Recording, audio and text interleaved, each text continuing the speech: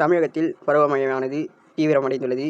மேலும் இன்று சென்னை, திருவள்ளூர், காஞ்சிபுரம், செங்கல்பட்டு ஆகிய மாவட்டங்களுக்கும், மேலும் மயிலாடுதுறை, திருவாரூர், நாகப்பட்டினம் ஆகிய மாவட்டங்களுக்கும் மிக கனமழைக்கான ஆரஞ்சு அலர்ட் விடுக்கப்பட்டுள்ளது.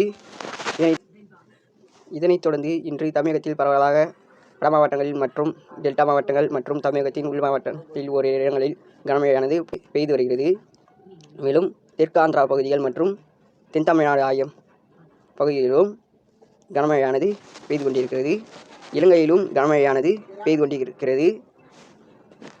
வரும் 20, 21, 22 ஆகிய தேதிகளில் கனமழைக்கான எச்சரிக்கை தமிழகத்திற்கும் தெற்கு ஆந்திரா பகுதிகளுக்கும் விடுக்கப்பட்டுள்ளது. இது குறித்து இவ்வீடியோவில் விரிவாக காணலாம்.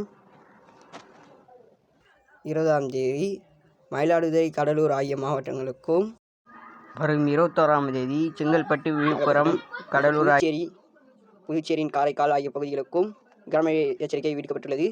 வரும் 22ஆம் தேதி தமிழக கடலோர மாவட்டங்களில் கனமழைக்கான மஞ்சள் நிற எச்சரிக்கை விடுக்கப்பட்டுள்ளது. மேலும் 23ஆம் தேதி தமிழகத்தின் கடலோர மாவட்டங்கள் மற்றும் கடலோர உள் மாவட்டங்களுக்கும் கனமழை எச்சரிக்கை விடுக்கப்பட்டுள்ளது.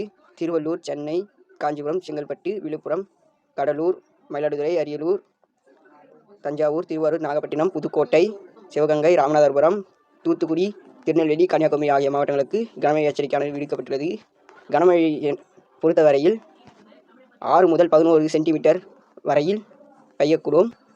மேலும் அடுத்தடுத்து வரும் காற்றழுத்த தாழ்வு சுழற்சிகள் மற்றும் காற்றழுத்த தாழ்வு மண்டலங்களால் தமிழகத்திற்கு மழையானது வரும் டிசம்பர் முதல் வாரம் 2ஆம் வாரம் வரை நீடிக்கும் என்று எதிர்பார்க்கப்படுகிறது. இது குறித்து அடுத்தடுத்த ஆய்வறிக்கைகளில் காணலாம்.